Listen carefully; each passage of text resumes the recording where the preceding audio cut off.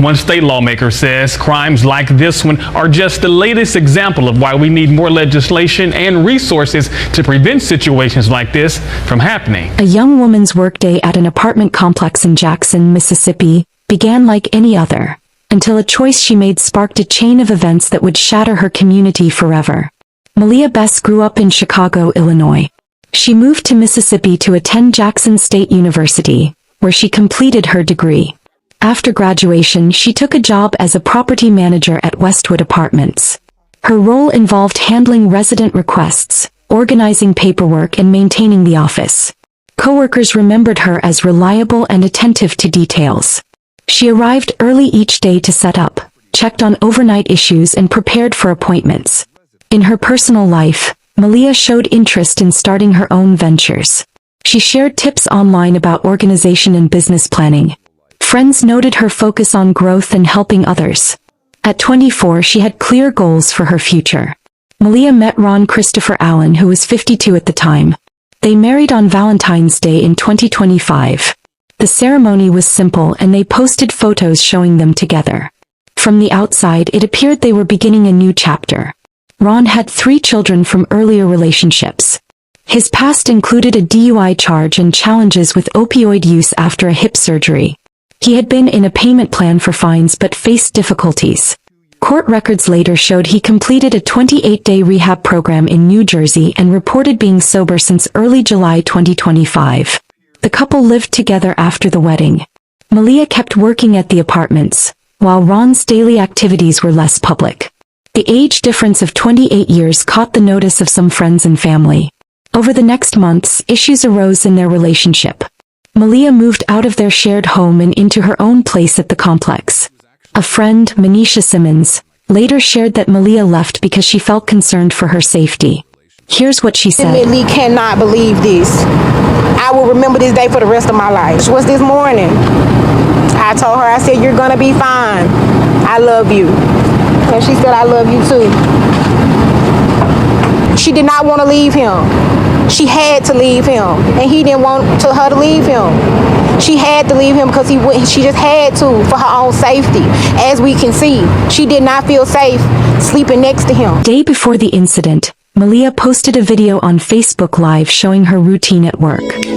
Here's what she said. As a leasing agent. So usually first I have to pop my way in through the back and get to the office, make sure I have the office door unlocked. I'm usually there at least between 10 to 15 minutes before opening to make sure that, everything's situated.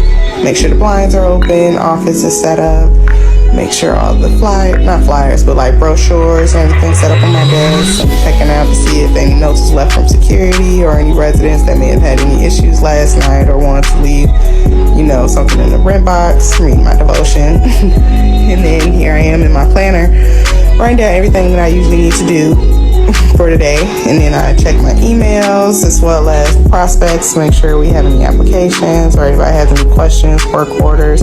Have to make sure you check that daily to make sure you're keeping up with the property. The couple had gone live on Facebook the previous day as well, but tensions were building. Ron visited one of Maleah's roommates that same day. The roommate recalled a conversation about their relationship, with no clear signs of immediate trouble. On the morning of July 31st, Maleah arrived at the leasing office as usual. Around 11:30 a.m., Ron entered the building. He carried a revolver. Without warning, he shot Maleah multiple times. A witness heard the first shot, opened the door, and saw Maleah holding her side. More shots followed, totaling 7.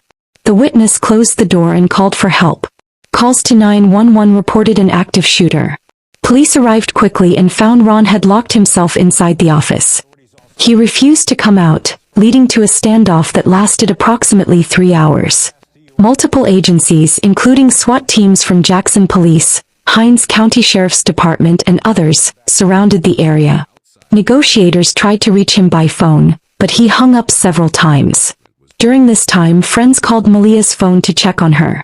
Ron answered and told them she was dead. Police Chief Joseph Wade commented on the response, saying, "We showed a lot of restraint and resolve in this situation."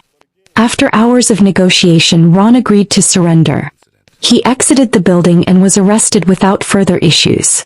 Officers entered the office, confirmed Maleah had died from her injuries and recovered the weapon. Ron had blood on his clothing when taken into custody. Investigators moved quickly after Ron Christopher Allen's arrest. They secured the leasing office at Westwood Apartments, taping off the area to preserve evidence. Officers collected the green revolver used in the shooting and examined the scene for physical clues. They photographed the office, noting the position of Maleah Bess's body and the layout of the space. Witnesses provided statements, including one who saw Maleah clutching her side after the first shot and Ron holding the gun. Another described the rapid gunfire that followed. Authorities charged Ron with first-degree murder, indicating they believed he planned the act before arriving at the office. The charge carried significant weight, reflecting the deliberate nature of the crime. Anytime I hear about this, it burns me up. It makes me go back to the drawing board and say, what can we do to make this better? Detectives faced challenges piecing together the private struggles of Maleah and Ron's marriage. Social media posts from the couple showed no obvious distress, but unverified rumors swirled online. Some claimed Maleah had been involved with a coworker, others alleged financial disputes involving large sums. Investigators found no evidence to support these claims, and they were dismissed as speculation. The focus remained on Ron's reaction to Maleah's new relationship, which police identified as the trigger for his actions. Maleah's coworkers at Westwood Apartments struggled to process the loss. Local media covered the story extensively. Reporters interviewed neighbors and aired footage of the police perimeter. One broadcast included Police Chief Joseph Wade's praise for his team's restraint. Again, we've just concluded working a very active scene here, a very fluid scene, and again, a very dangerous scene here in West Jackson. We were able to get the suspect to surrender to law enforcement without any other loss of life or injury.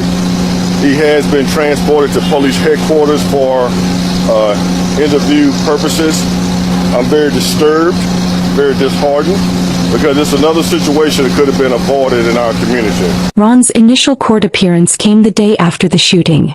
In Jackson Municipal Court, prosecutors outlined the evidence: the revolver, the 7 shots, and Ron's refusal to surrender for hours.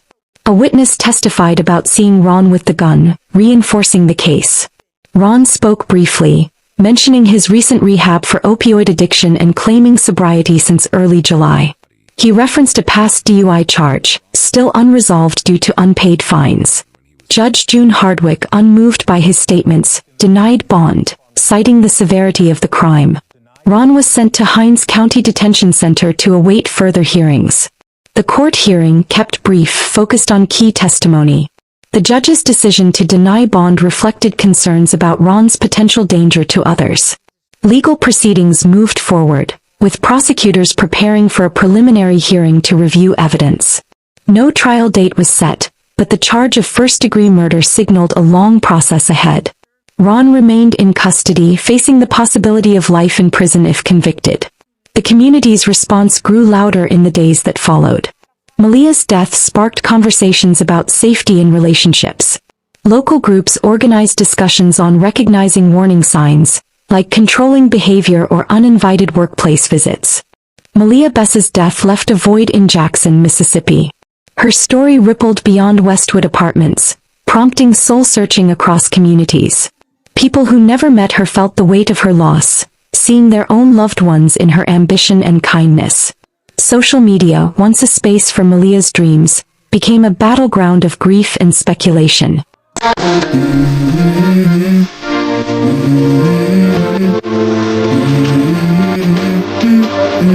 Let's go. I wake up to a little bit of drool on my pillow, feel like it's gonna be a bad day. Yeah, I'm tired of shit, and the coffee ain't hit yet. Thanks for watching. Kindly like and follow for more.